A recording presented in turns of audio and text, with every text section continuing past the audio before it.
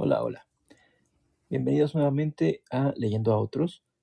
El día de hoy vamos a leer una obra de Fernando Vallejo, que es un autor colombiano. ¿Por qué elegí a Fernando Vallejo? Bueno, porque su estilo se basa en la autoficción, donde el narrador se confunde con el autor, y el uso de la diatriba, un ataque verbal y violento y crítico. Los temas recurrentes en su obra son su odio por la Iglesia Católica, la corrupción de los políticos, la decadencia de Colombia y su profundo amor por los animales, a quienes él considera superiores a los humanos. Es un maestro del español. Su prosa es musical, acelerada y llena de insultos elegantes que usa como dardos de precisión.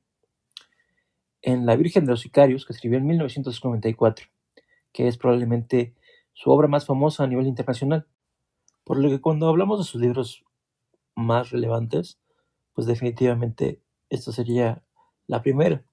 Está también El Desbarrancadero, que ganó el premio Rómulo Gallegos, que es una elegía brutal sobre la muerte de su hermano y la decadencia familiar. Los Días Azules, una mirada más nostálgica y un poco menos ácida a su infancia en la finca de sus abuelos. Fue después de que Barbet Schroeder, que es un director de cine, hizo una adaptación definitiva y que ha sido hasta el día de hoy la más famosa en el año 2000, lo que hizo que esta novela, justamente La Virgen de los Sicarios, se hiciera tan famosa. Vallejo también se formó como cineasta en Italia y dirigió 3 películas, aunque él mismo las considera un fracaso. Estas son Crónica Roja, del 79, que ganó un premio Ariel a Mejor Ópera Prima, En la Tormenta, de 1980, que es una mirada a la violencia política en Colombia durante la época de la violencia, de los años 50. También ganó premios Ariel. Barrio de Campeones, de 1981, que está centrada en el mundo del boxeo, obviamente. También existe un documental que se llama La Desazón Suprema. Este es dirigido por el director Luis Ospina y es un retrato íntimo y sin filtros de nuestro autor, donde se le puede ver recorriendo Medellín, hablando de sus muertos, de su música y de su claro odio por la política. Eso entonces nos deja con una breve idea de lo que podemos encontrar o de lo que podemos esperar en esta novela. Sin más preámbulos, vamos a comenzar con la lectura. Había en las afueras de Medellín un pueblo silencioso y apacible que se llamaba Sabaneta.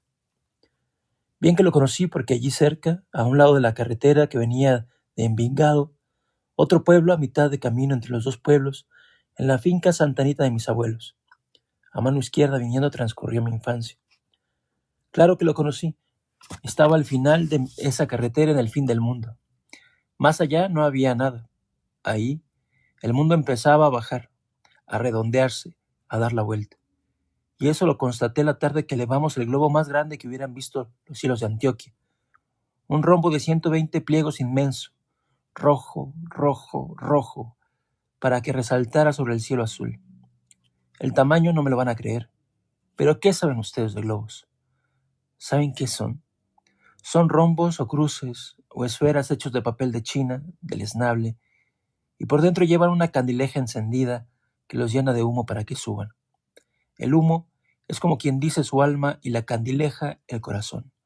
Cuando se llenan de humo y empiezan a jalar, los que los están elevando soltamos y el globo se va yendo al cielo con el corazón encendido, palpitando como el corazón de Jesús.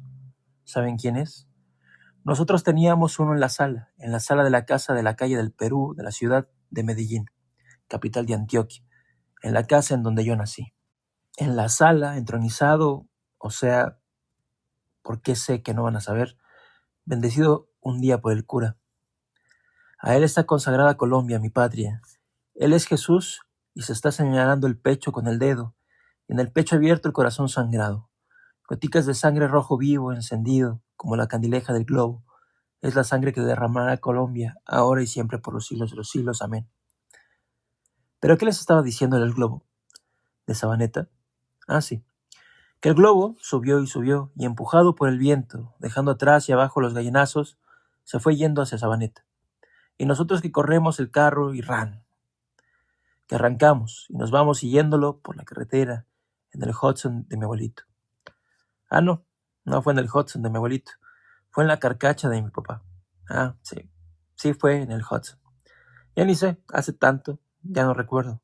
Recuerdo que íbamos de bache en bache, pum, pum, pum, por esa carreterita destartalada y el carro a toda desbarajustándose, como se nos desbarajustó después Colombia.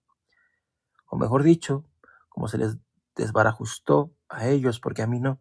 Yo aquí no estaba. Yo volví después. Años y años, décadas, vuelto un viejo a morir. Cuando el globo llegó a Sabaneta, dio la vuelta a la Tierra, por el otro lado, y desapareció. ¿Quién sabe a dónde habrá ido? ¿A China o a Marte? Y si se quemó, su papel sutil del esnable se encendía fácil. Con una chispa de la candileja bastaba, como bastó una chispa para que se nos incendiara después Colombia. Se les incendiara una chispa que ya nadie sabe de dónde saltó. Pero ¿por qué me preocupa mi Colombia si ya no es mía, es ajena? A mi regreso a Colombia volví a Sabaneta con Alexis, acompañándolo en peregrinación. Alexis, ajá, así se llama. El nombre es bonito, pero no se lo puse yo. Se lo puso su mamá.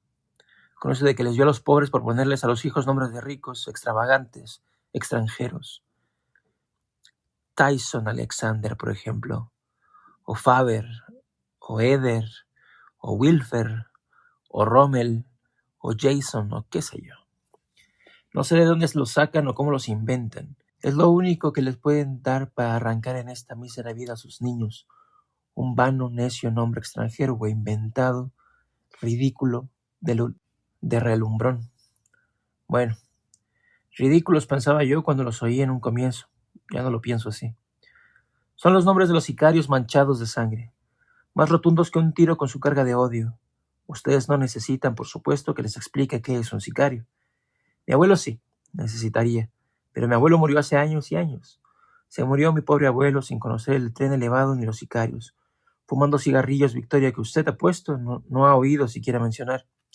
Los Victorio eran el bazuco de los viejos y el bazuco es cocaína pura fumada, que hoy fuman los jóvenes para ver más torcida la realidad, ¿o no? Corríjame si hierro. Abuelo, por si acaso me puedes oír del otro lado de la eternidad, te voy a decir que es un sicario. Un muchachito, a veces un niño que mata por encargo. ¿Y los hombres? Los hombres por lo general no. Aquí los sicarios son niños o muchachitos, de 12, 15, 17 años, como Alexis, mi amor. Tenía los ojos verdes, hondos, puros, de un verde que valía por todos los de la sabana. Pero si Alexis tenía la pureza en los ojos, tenía dañado el corazón. Y un día, cuando más lo quería, cuando menos lo esperaba, lo mataron. Como a todos nos van a matar. Vamos para el mismo hueco de cenizas en los mismos campos de paz. La Virgen de Sabaneta hoy es María Auxiliadora, pero no lo era en mi niñez. Era la Virgen del Carmen, y la parroquia era la de Santana. Hasta donde entiendo yo de estas cosas, que no es mucho, María Auxiliadora es propiedad de los salesianos y la parroquia de Sabaneta es de curas laicos. ¿Cómo fue a dar María Auxiliadora allí? No sé. Cuando regresé a Colombia, allí la encontré entronizada, presidiendo la iglesia desde el altar de la izquierda, haciendo milagros.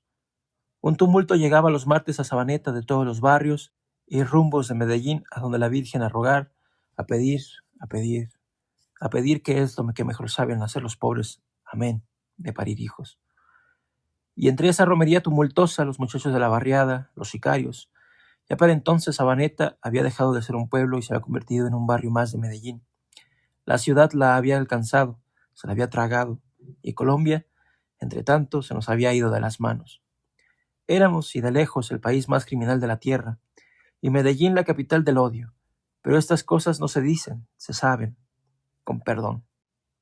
Por Alexis volví, pues, a Sabaneta, acompañándolo la mañana que siguió la noche en que nos conocimos. Puesto que las peregrinaciones son los martes, nos tuvimos que conocer un lunes, en el apartamento de mi lejano amigo José Antonio Vázquez, sobreviviente de ese Medellín antediluviano que se llevó el ensanche, y cuyo nombre debería omitir aquí, pero no lo omito por la elemental razón de que no se pueden contar historias sin nombres.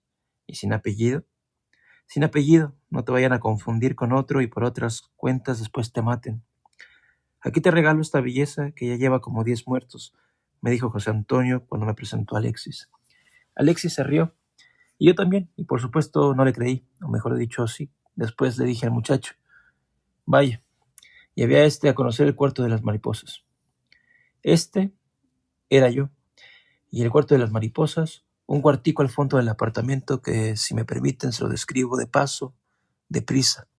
Camino al cuarto, sin recargamientos basalcianos, recargado como Balzac nunca soñó, de muebles y relojes viejos, relojes y relojes viejos y requete viejos, de muro, de mesa, por decenas, por gruesas, detenidos todos a distintas horas burlándose de la eternidad, negando el tiempo.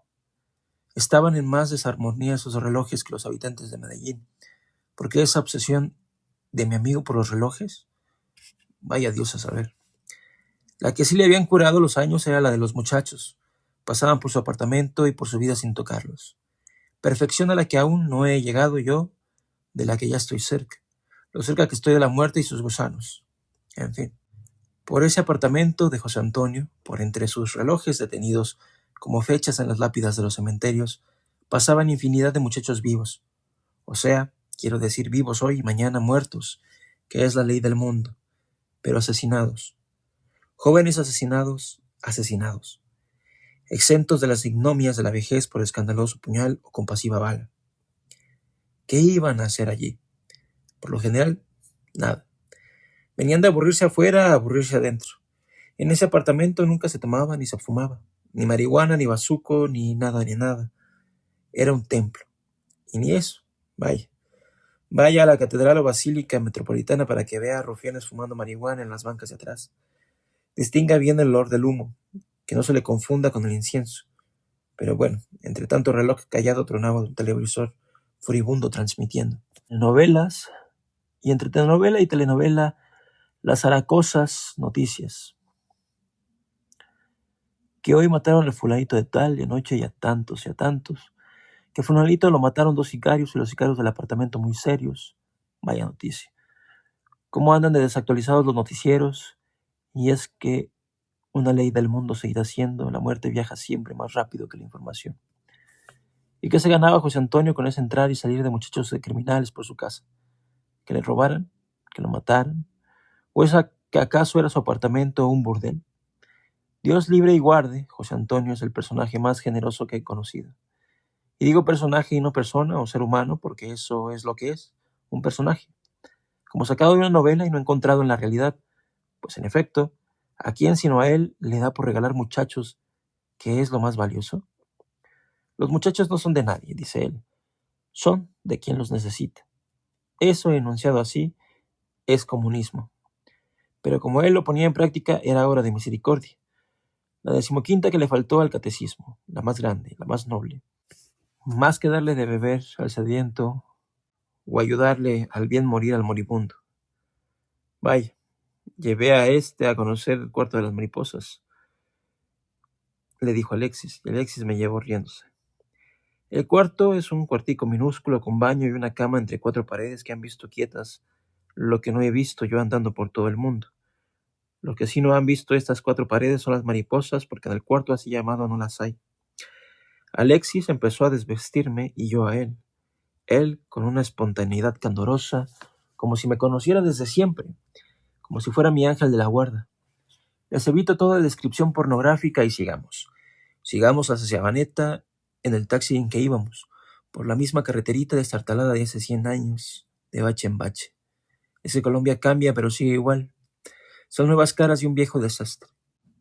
Es que estos cerdos del gobierno son capaces de asfaltar una carretera tan esencial, que corta por en medio mi vida. Gonorreas. Gonorrea es el insulto máximo en las barriadas de las comunas y comunas después explico qué son. Algo insólito noté en la carretera, que entre los nuevos barrios de casas uniformes seguían en pie, idénticas, algunas de las viejas casitas campesinas de mi infancia y el sitio más mágico del universo, la cantina Bombay que tenía a un lado una bomba de gasolina o sea, una gasolinera. La bomba ya no estaba, pero la cantina sí, con los mismos techos de vigas y las mismas paredes de tapias encaladas. Los muebles eran de ahora, pero ¿qué importa? Su alma seguía encerrada allí y la comparé con mi recuerdo. Y era la misma, Bombay era la misma como yo siempre he sido yo. Niño, joven, hombre, viejo. El mismo rencor cansado que olvida todos los agravios por pereza de recordar. No sé si entre aquellas casitas campesinas que quedaban estaba la del pesebre, o sea, quiero decir, la del pesebre más hermoso que hayan hecho los hombres desde que se estableció la costumbre de armar en diciembre nacimientos o belenes para conmemorar la llegada de esta mísera tierra a un establo, a una pesebrera del Niño Dios.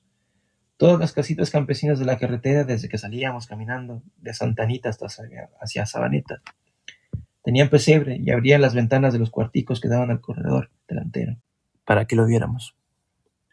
Pero ningún pesebre más hermoso que el de la casita que digo yo. Ocupaba 2 cuartos, el primero y el del fondo, llenos de maravillas, lagos con patos, rebaños, pastores, vaquitas, casitas, carreteritas, un tigre y arriba de la montaña, en lo más alto, la pesebrera en la que el 24 de diciembre iba a nacer el Niño Dios. Pero estábamos apenas a 16, en que empezaba la novena y en que hacíamos los pesebres, y faltaban exactamente 8 días para el día y la noche más feliz. 8 días de una dicha interminable en espera. Mira, Alexis, tú tienes una ventaja sobre mí, y es que eres joven y yo ya me voy a morir. Pero desgraciadamente para ti nunca vivirás la felicidad que yo he vivido. La felicidad no puede existir en este mundo tuyo de televisores y casetes, y ponqueros y rockeros y partidos de fútbol. Cuando la humanidad se sienta en sus culos ante un televisor a ver 22 adultos infantiles dándole patadas a un balón, no hay esperanza. Dan grima, dan lástima, dan ganas de darle a la humanidad una patada en el culo y despeñarla por el rodadero de la eternidad, y que desocupen la tierra y no vuelvan más. Pero no me hagas caso, que te estoy hablando de cosas bellas, de diciembre, de Santa Anita, de los pesebres de Sabaneta.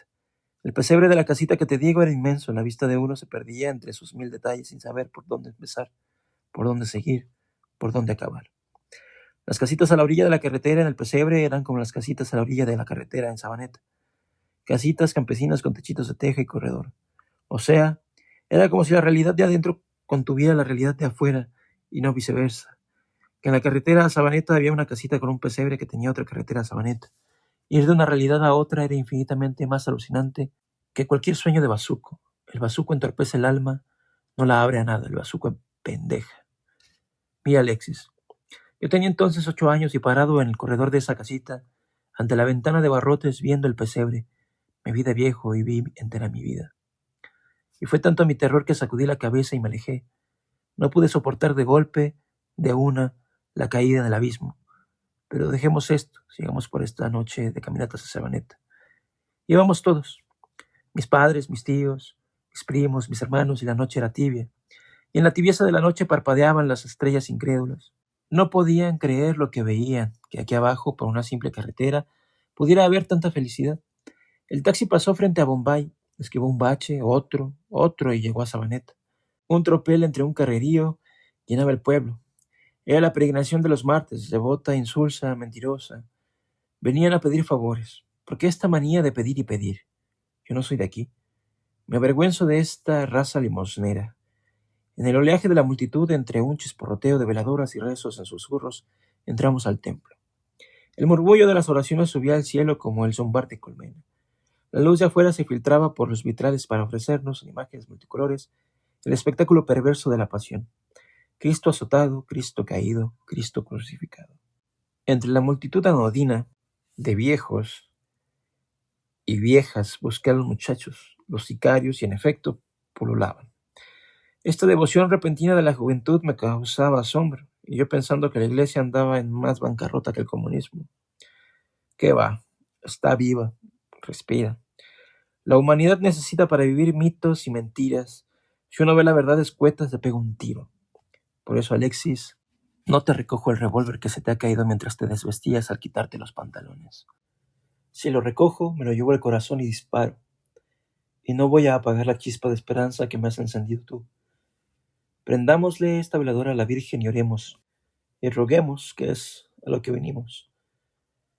Virgencita niña, María Auxiliadora, que te conozco desde mi infancia, desde el colegio de los salesianos donde estudié, que eres más mía que de esta multitud novelera, hazme un favor, que este niño que ves rezándote ante ti, a mi lado, que sea mi último y definitivo amor, que no lo traicione, que no me traicione. Amén.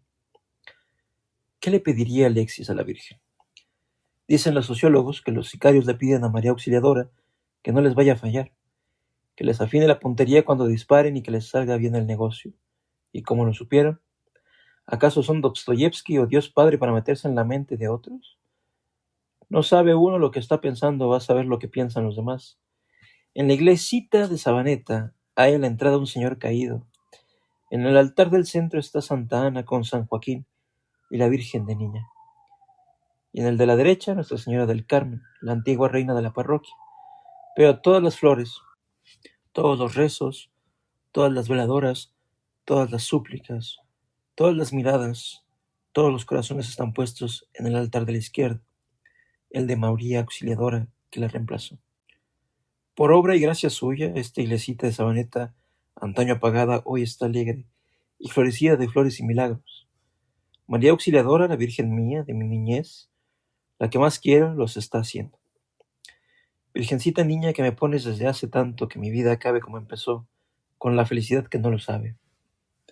Entre el susurro de las voces dispares, mi alma se fue yendo hacia lo alto, como un globo encendido, sin amarra, subiendo hacia el infinito de Dios, lejos de esta mísera tierra. Le quité la camisa, se quitó los zapatos, le quité los pantalones, se quitó las medias y la truza, y quedó desnudo con 3 escapularios, que son los que llevan los sicarios, uno en el cuello, otro en el antebrazo, otro en el tobillo, y son para que les den el negocio, para que no les falle la puntería y para que les pague. Eso según los sociólogos que andan averiguando. Yo no pregunto, sé lo que veo y olvido. Lo que sí no puedo olvidar son los ojos, el verde de sus ojos tras el cual trataba de adivinarle el alma. Toma, le dije, cuando terminamos y le di un billete. Lo recibió, se lo guardó y siguió vistiéndose. Salí del cuarto y lo dejé vistiéndose. Y dejé también de paso mi billetera en mi saco y el saco en la cama para que se llevara lo que quisiera. Todo lo mío es tuyo, corazón, pensé, hasta mis papeles de identidad. Después, más tarde, conté los billetes y estaban los que había dejado. Entonces entendí que Alexis no respondía a las leyes de este mundo. Y yo, que desde hacía tiempo no creía en Dios, dejé de creer en la ley de la gravedad. Al día siguiente nos fuimos a Sabaneta y en adelante siguió conmigo hasta el final. Y al final dejó el horror de esta vida para entrar en el horror de la muerte. A la final, como dicen en las comunas. Hombre, fíjese usted, que me viniera a dar el destino acabando lo que me negó en la juventud. No era un disparate. Alexis debió llegarme cuando yo tenía 20 años, no ahora, en mi ayer remoto. Pero estaba programado que nos encontraríamos ahí en ese apartamento, entre relojes quietos, esa noche, tantísimos años después. Después de lo debido, quiero decir, la trama de mi vida es la de un libro absurdo en el que lo que debería ir primero va luego. Es que este libro mío yo no lo escribí, ya estaba escrito. Simplemente lo he ido cumpliendo página por página sin decidir. Sueño con escribir la última por lo menos de un tiro, por mano propia. Pero los sueños son, y a lo mejor ni eso. Este apartamento mío está rodeado de terrazas y balcones. Terrazas y balcones por los 4 costados, pero adentro nada, salvo una cama, unas sillas y la mesa desde la que les escribo. ¿Cómo? Dijo Alexis, cuando lo vio. ¿Aquí no hay música? Le compré una casetera y él se compró unos cassettes. 1 hora de estrépito aguanté. ¿Y tú llamas a esta mierda música? Desconecté la casetera, la tomé, fui al balcón y la tiré por el balcón. Al pavimento fue a dar 5 pisos abajo a estrellarse, a callarse. A Alexis le pareció tan inmenso el crimen que se rió y dijo que yo estaba loco, que no se podía vivir sin música, y yo que sí, y que además eso no era música. Para él era música romántica, y yo pensé, a este paso, si eso es romántico, nos va a resultar romántico Schoenberg. No es música ni es nada, niño. Aprende a ver la pared en blanco y a oír el silencio. Pero él no podía vivir sin ruido, música, ni yo sin él. Así que al día siguiente le compré otra casetera y aguanté otra hora el estrépito antes de explotar y de ir a desconectarle el monstruo para tirarlo por el balcón. ¡No! Gritaba Alexis abriendo los brazos en cruz como Cristo, tratando de detenerme. Niño, así no podemos vivir. Yo no soporto esto, prefiero incluso que fumes bazuco, pero en silencio, callado. Y él que no, que nunca había fumado bazuco.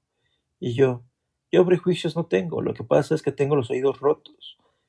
Entonces, extrañado por ese comportamiento irracional mío, me preguntó si me gustaban las mujeres. Le contesté que sí y que no, que dependía. ¿De qué? De sus hermanos. Se rió y me pidió que hablara en silencio. Le expliqué en serio que por cuanto a la fisiología se refería, las únicas dos con que me había acostado sí me habían gustado, pero que ahí acababa la cosa, pues más allá no había nada, porque para mí las mujeres era como si no tuvieran alma, un coco vacío, y que por eso con ellas era imposible el amor. Es que yo estudié con los curitas salesianos del Colegio del Sufragio. Con ellos aprendí que la relación carnal con las mujeres es el pecado de la bestialidad, que es cuando se cruza un miembro de una especie con otro de otra, como por ejemplo un burro con una vaca. ¿Es? Después, sabiendo que me iba a contestar que sí, por no dejar, le devolví la pregunta y le pregunté si a él le gustaban las mujeres. No, contestó, con un no tan rotundo, tan inesperado que me dejó perplejo. Y era un no para siempre, para el presente, para el pasado, para el futuro y para toda la eternidad de Dios. Ni se había acostado con ninguna ni se pensaba acostar. Alexis era imprevisible y me estaba resultando más extremoso que yo. Con que eso era pues lo que había detrás de esos ojos verdes, una pureza incontaminada de mujeres, y la verdad más absoluta, sin atenuantes ni importarle un carajo lo que piense usted, qué es lo que sostengo yo. De eso era lo que me había enamorado, de su verdad. Tengo muy presentes los sucesos de mis primeros días con Alexis. La mañana, por ejemplo, en que salí dejándolo en el apartamento en su estrépito, a comprar en la farmacia de abajo unos tapones para los oídos. Cruzando la avenida San Juan, de regreso presencié un atraco. Veo que en la fila de carros detenidos por el semáforo un hombre grasoso, un cerdo, está atracando con un revólver un jeep que maneja un muchacho. Uno de esos muchachitos linditos, riquitos, hijos de papá que me fascinan, también. El muchacho sacó las llaves, saltó del jeep, echó a correr y de lejos le gritó al hombre. Te quedé conociendo, hijo de puta. El hombre enfurecido sin poderse llevar el jeep porque no tenía las llaves. Con el atraco frustrado, burlado y jueputeado, se dio a perseguir al muchacho disparándole. Uno de los tiros lo alcanzó. Cuando cayó el muchacho, el hombre se fue encima y lo remató a balazos. Por entre el carrerío detenido y el caos de bocinas y de gritos que siguió se perdió el asesino. El presunto asesino, como diría la prensa hablada y escrita, muy respetuoso a ella de los derechos humanos, con eso de que aquí, en este país de leyes y constituciones, democrático, no es culpable nadie hasta que lo condenen, y no lo condenan si no lo juzgan, y no lo juzgan si no lo agarran, y si lo agarran, lo sueltan. La ley de Colombia es la impunidad y nuestro primer delincuente impune es el presidente, que a estas horas debe de andar parrandeándose el país y el puesto. ¿En dónde? En Japón, en México haciendo un cursillo. El presunto asesino no quedó sino el presunto, flotando sutilmente en el aire de la avenida San Juan, hasta que el smog de los carros la presuntez se esfumó.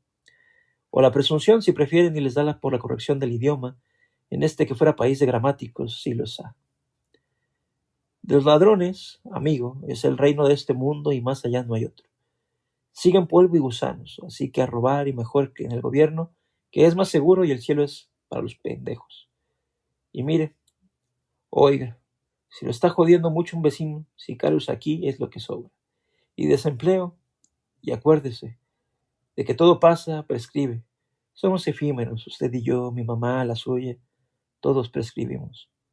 El pelao debió de entregarle las llaves a la pinta esa, comentó Alexis, mi niño, cuando le conté el suceso. O mejor dicho, no comentó, diagnosticó, como un conocedor al que hay que creerle. Y yo me quedé enredado en su frase, soñando, divagando, pensando en don Rufino José Cuervo y lo mucho de agua que desde entonces había arrastrado el río. Con el pelao, mi niño, significaba el muchacho, con la pinta esa, el atracador, y con debió de, significaba debió, a secas. Tenía que entregarle las llaves. Más de 100 años hace que mi viejo amigo don Rufino José Cuervo, el gramático a quien frecuenté en mi juventud, hizo ver que una cosa es debe, solo, y otro debe de. Lo uno es obligación, lo otro duda. Aquí les van un par de ejemplos. Puesto que sus hermanos se enriquecen con tratos públicos y él lo permite, también el presidente debe de ser un ladrón. O sea, no afirmo que lo sea, aunque parece que lo creo. Y por parecer creer no hay difamación. ¿O sí, doctor? Por tan poca cosa se puede uno ir a la cárcel cuando nos están matando a todos vivos. Y debe, a secas, significa que se tiene que, como cuando digo, la ley debe castigar el delito. ¿Pero cuál ley? ¿Cuál delito? Delito el mío por haber nacido y no andar instalado en el gobierno robando en vez de hablando. El que no está del gobierno no existe y el que no existe no habla. A callar. Los tapones de algodón no sirven definitivamente para los oídos. Dejan pasar la música disco o heavy metal. O no es que la dejen pasar, es que vibre el hueso, el temporal y la vibración taladra el cerebro. Así que el problema de la casetera de Alexis y mi amor por él no tiene solución. Sin solución me voy solo a la calle. Solo como nací a jugarme la vida y a visitar iglesias. Señor procurador, yo soy la memoria de Colombia y su conciencia y después de mí no sigue nada. Cuando me muera aquí, que va a ser el acabose, el descontrol. Señor fiscal, general o procurador o como se llame, mire que ando en riesgo de muerte por la calle con las atribuciones que le dio la nueva constitución. Protéjame. ¿Qué iglesia iba a haber abierta ni qué demonios? Las mantienen cerradas para que no las atraquen. Ya no nos queda Medellín ni un solo oasis de paz. Dicen que atracan los bautizos, las bodas, los velorios, los entierros. Que matan en plena misa o llegando al cementerio a los que van vivos acompañando al muerto. Que si se cae un avión saquean los cadáveres. Que si te atropella un carro, manos caritativas te sacan la billetera mientras te hacen el favor de subirte a un taxi que te lleve al hospital. Que hay 35,000 taxis en Medellín desocupados atacando. Uno por cada carro particular. Que lo mejor es viajar en bus, aunque tampoco conviene, también los atracan. Que en el hospital a uno que tirotearon no sé dónde lo remataron. Que lo único seguro aquí es la muerte. Los 35,000 taxis señalados comprados con dólares del narcotráfico, porque ¿de dónde va a sacar dólares Colombia si nada exporta? Porque nada produce, como no sea asesinos que nadie compra. Llevan indefectiblemente los radios prendidos transmitiendo. Partidos de fútbol, vallenatos o noticias optimistas sobre los 35 que mataron ayer, 15 por debajo del récord, aunque un soldado al que le pasó por el cuello un tiro libre, o sea que salió, me asegura que día hubo en Medellín en que mataron 170 y tantos, y 300 ese fin de semana. Sabrá Dios que es el que ve desde arriba. Nosotros aquí abajo lo único que hacemos es recoger cadáveres. Si uno le dice al taxista, por favor, señor, bájele un poco a ese radio que está muy fuerte, el hijo de puta, como dice Cervantes, lo que hace es que le sube. Y si uno abre la boca para protestar, adiós problema de esta vida. Mañana te estarán comiendo esa lengua suelta los gusanos. Bueno, objetará usted. Si los taxistas andan desocupados, ¿por qué tratan tan mal a los clientes? Por eso, porque les da a uno trabajo, y el trabajo degrada al hombre, dijo un sabio. Y en los buses, ¿se puede viajar en bus sin música? Tanto como se puede respirar sin oxígeno.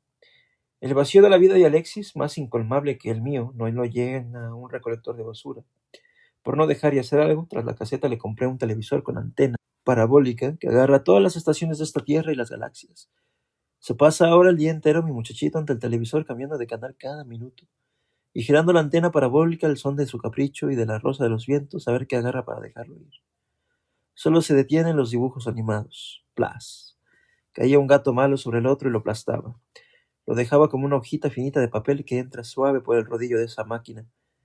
Sin saber ni inglés, ni francés, ni japonés, ni nada, solo comprende el lenguaje universal del golpe. Eso hace parte de su pureza intocada. Lo demás es palabrería hueca zumbando en la cabeza.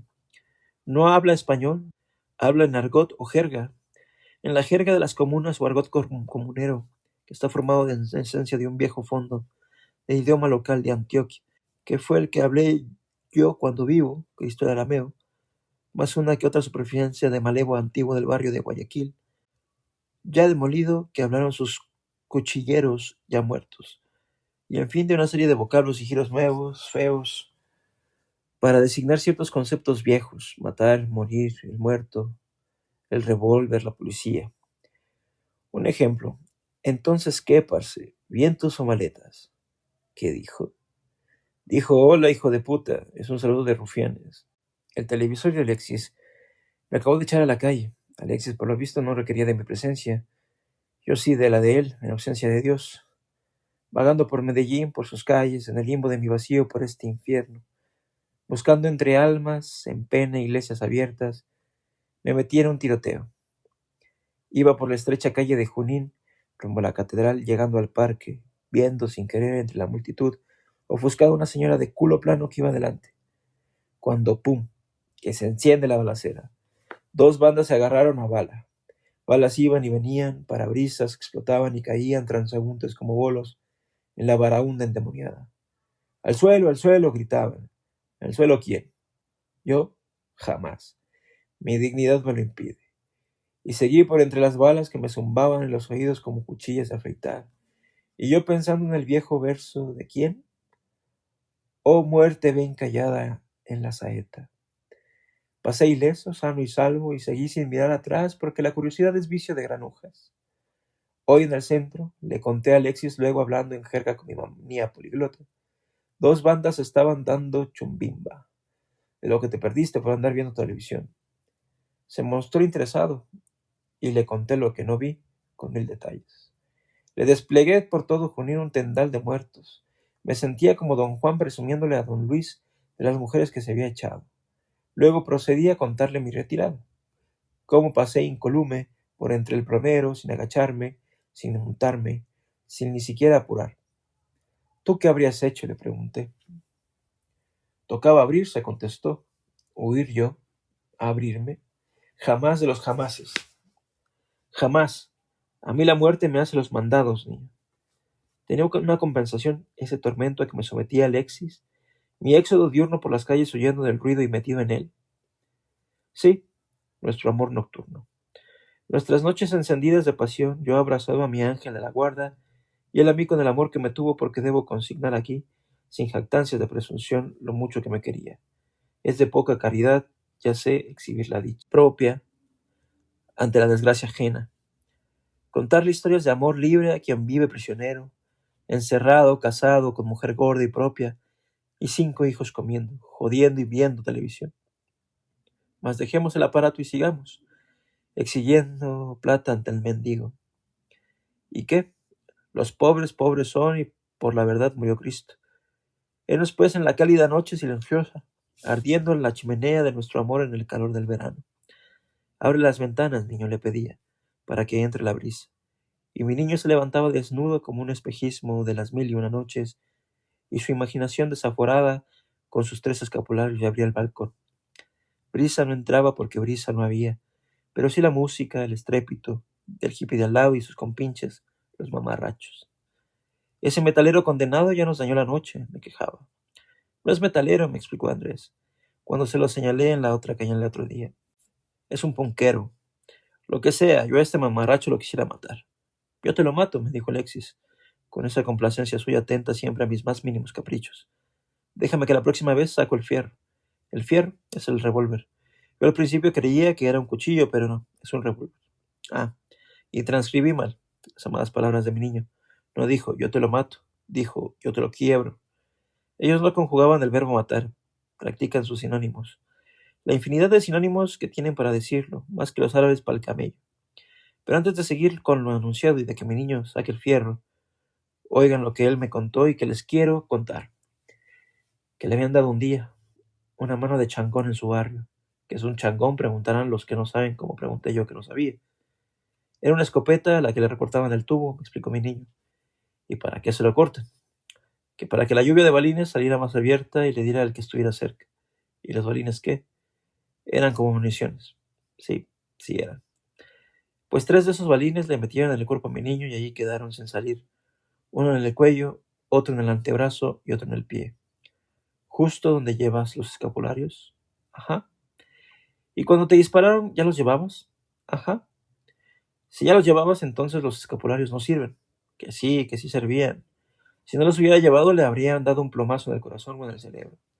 Ah, contra esa lógica divina, ya así no se podía razonar.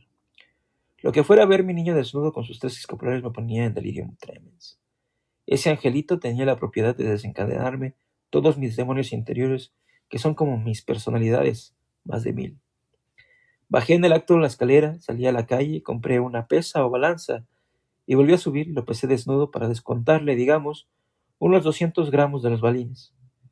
Yo no sé si vas a crecer más o no, niño, pero así como estás, eres la maravilla. Mayor perfección ni soñarla. La pelocita del cuerpo a la luz del sol daba visos dorados. ¿Cómo no le tomé una foto? Si una imagen vale más que 1000 palabras, ¿qué no valdría mi niña? Vístete, mi amor, no te vayas a resfriar y vámonos a la avenida Jardín a comernos una pizza. Fuimos y volvimos vivos, sin novedad. La ciudad se estaba como desinflando, perdiendo empuje. ¿Qué va? Amaneció en la entrada del edificio un mendigo acuchillado. Les están sacando los ojos para una universidad. Fue la tarde de un martes, pues en la mañana habíamos vuelto en peregrinación a Sabaneta, cuando el punquero marcó cruces. Ahí va, exclamó Alexis cuando lo vio en la calle. Ni tiempo tuve de detenerlo. Corrió hacia el hippie, se le adelantó, dio media vuelta, sacó el revólver y a pocos palmos le chantó un tiro en la frente, en el puro centro, donde el miércoles de ceniza te ponen la Santa Cruz. ¡Tas! Un solo tiro, seco, ineluctable, rotundo, que mató a la gonorrea esa con su ruido a la profundidad de los infiernos. ¿Cuántas veces no he pasado la escena por mi cabeza en ralentí? Veo sus ojos verdes viéndolo, verdes turbios, embriagados en lo irrepetible del instante. ¡Tas! Un solo tiro, sin comentarios. Alexis guardó el revólver, dio media vuelta y siguió caminando como si nada. ¿Por qué no le disparó por detrás?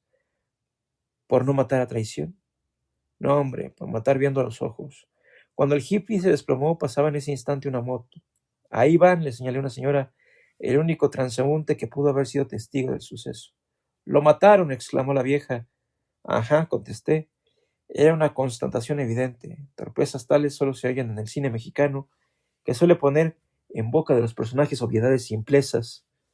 Era evidente que estaba muerto. Muerto está el que no resuella. Pero ¿quién lo mató? ¿Cómo que quién, señora? Pues los de la moto, ¿no los vio? Claro que los había visto y que siguieron hacia la Plaza de la América.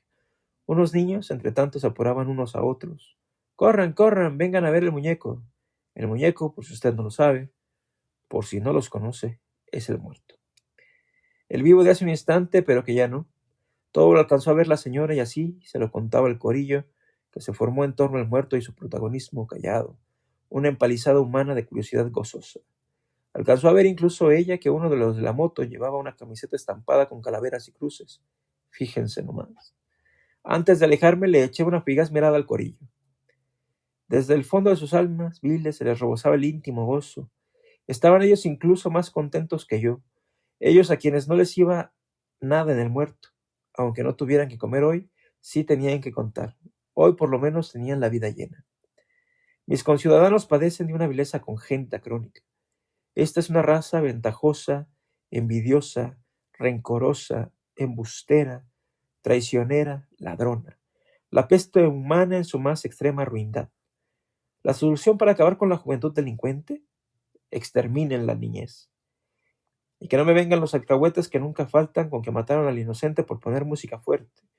Aquí nadie es inocente, cerdos. Los matamos por chichipato, por basofia, por basura, por existir, porque contaminaba el aire y el agua del río.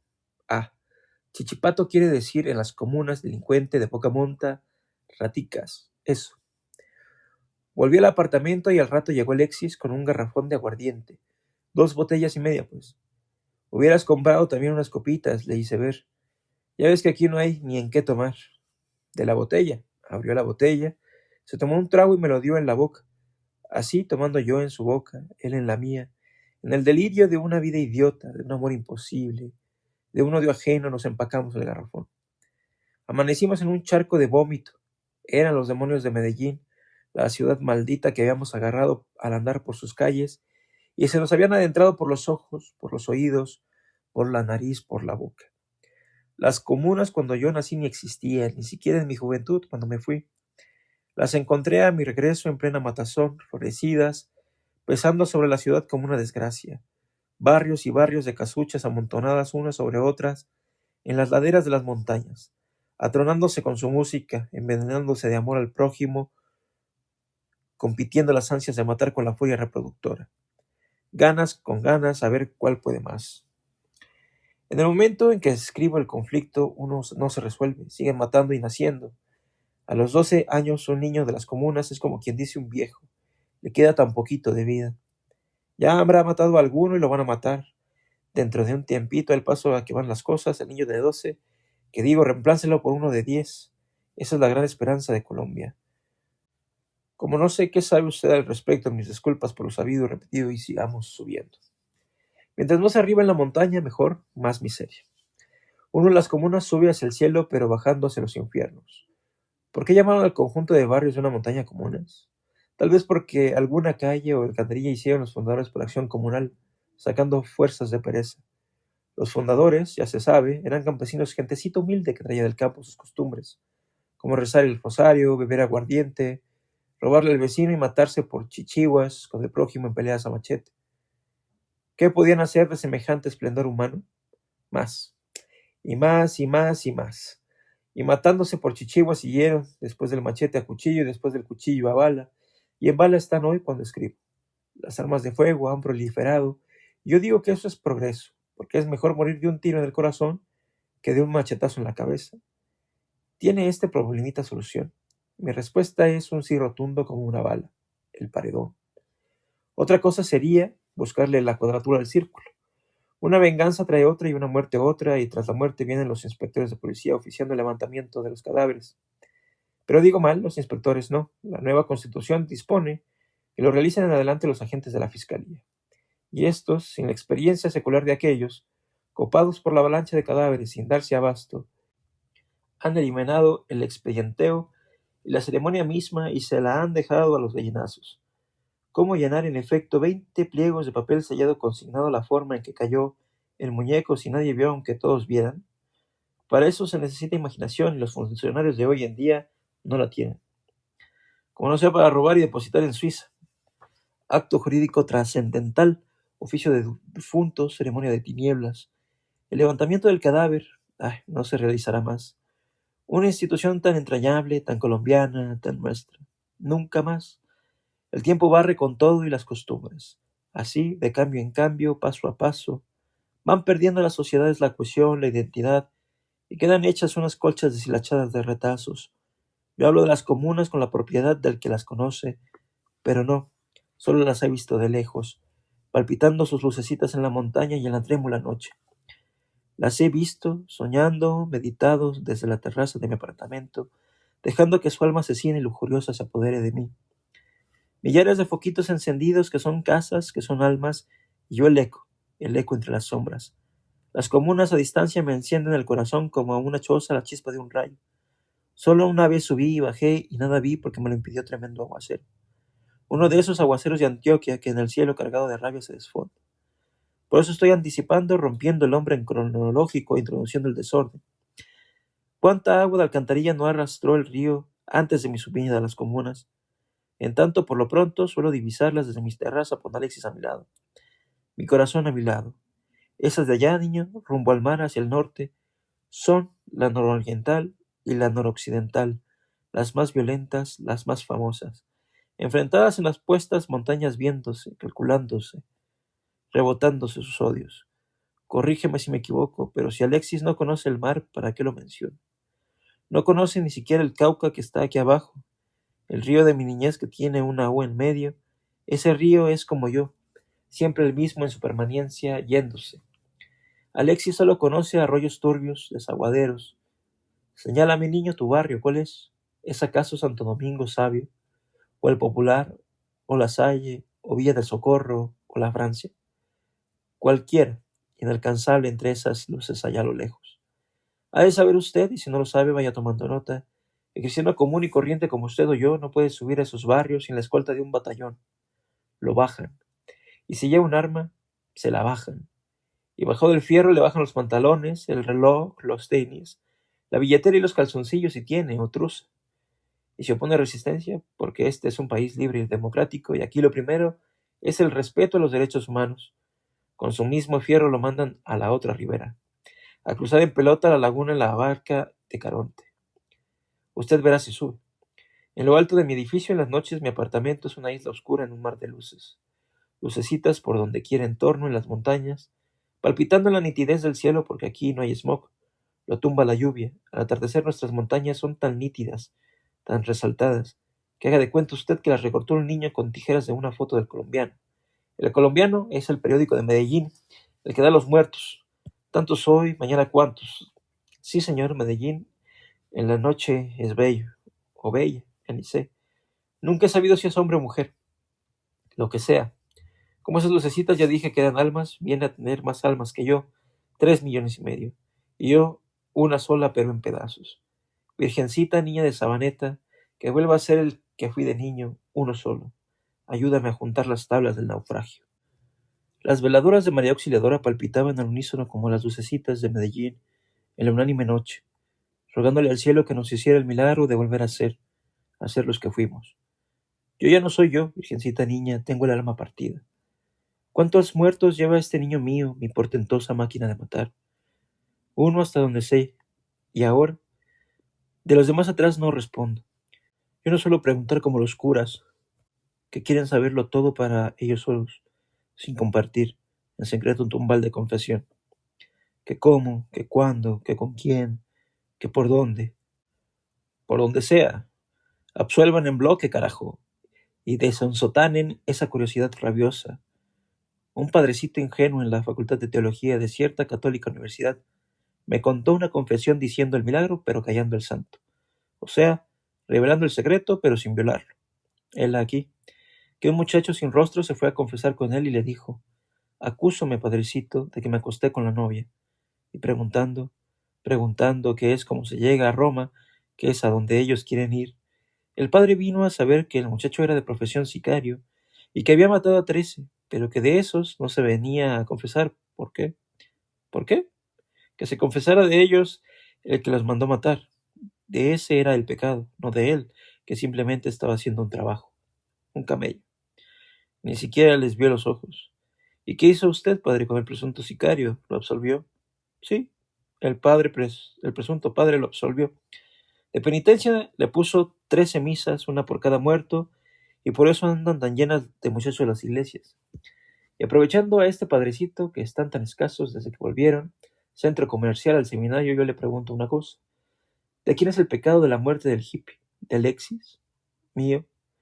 De Alexis no, porque no lo odiaba, así le hubiera visto los ojos. Mío entonces, tampoco. Que no lo quería, confieso, pero que lo mandé matar, nunca. Jamás de los jamases. Jamás le dije a Alexis, québrame a este. Lo que yo dije, y ustedes son testigos, fue, lo quisiera matar. Y se lo dije al viento, mi pecado, si alguno se quedó en él quisiera, y por un quisiera, en esta matazón, ¿se va a ir a uno de los infiernos? Sí, si yo me arrepiento y no vuelvo a querer más. He ido a esa católica universidad huyendo de la música de Alexis. No se extrañe, pues, usted de encontrarme en los sitios más impensados, aquí y allá y en el más allá. Huyendo de ese ruido infernal, me estoy volviendo más ubicuo que Dios en su reino. Y así voy por estas calles de Medellín, alias Medallo, viendo y oyendo cosas, desquitándole a la muerte, cruzando rápido antes de que me atropelle un presunto carro, con eso de que les dio por tirarle el carro a uno, tratando presuntamente de agarrarlo, como si fuera uno cualquier presunto conejo, siendo uno, y ellos todos presuntos cristianos. Impulsado por su vacío esencial, Alexis agarra en el televisor cualquier cosa, telenovelas, partidos de fútbol, conjuntos de rock, una puta declarando, el presidente. El otro día se estaba rasgando este maldito las vestiduras porque dizque unos sicarios habían matado a un senador de la República. ¡Ay, de la República! Como si aquí hubiera senadores de los departamentos, tonta. Esto no lo es Estados Unidos. Además, los senadores en Colombia tampoco son unas peritas en dulce. ¿Qué les va a cargar lo que lo mataron? Todo el peso de la ley, dice la original. Como si supieran quién y hoy qué.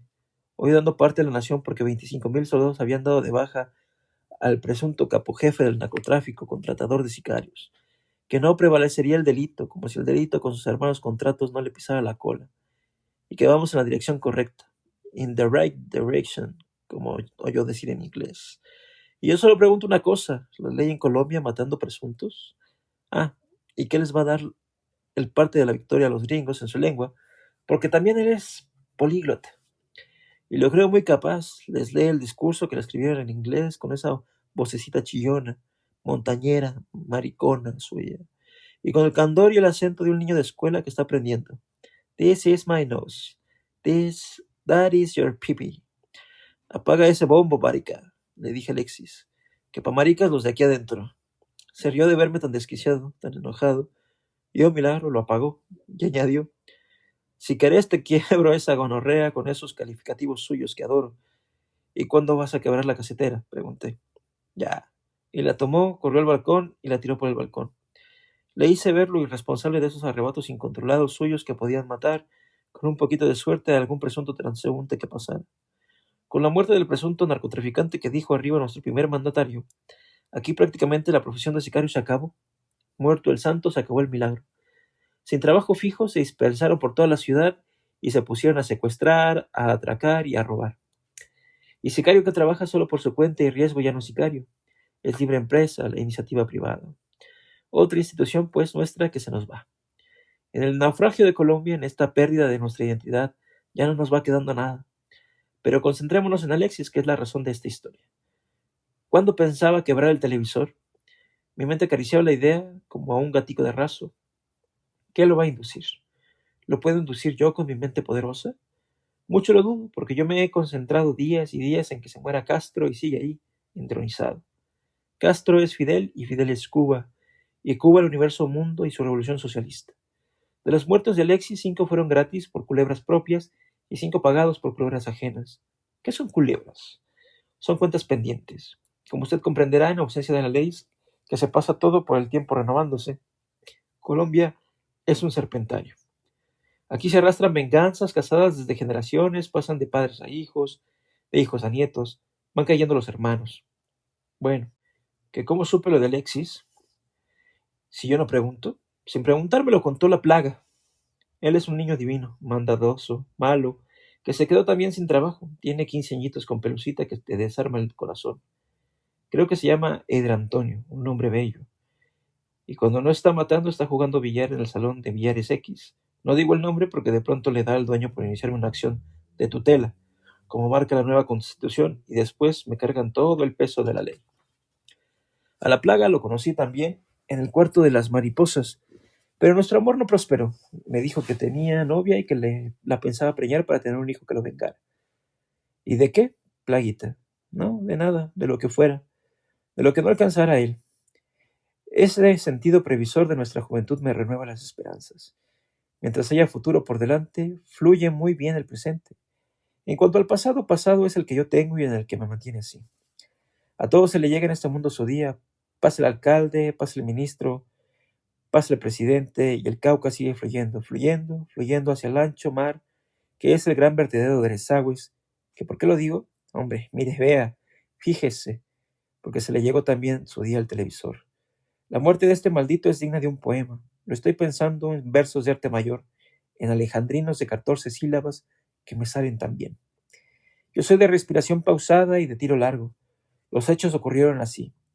Llegué una tarde cansado, derrumbado, derrotado, sin un carajo de ganas de vivir.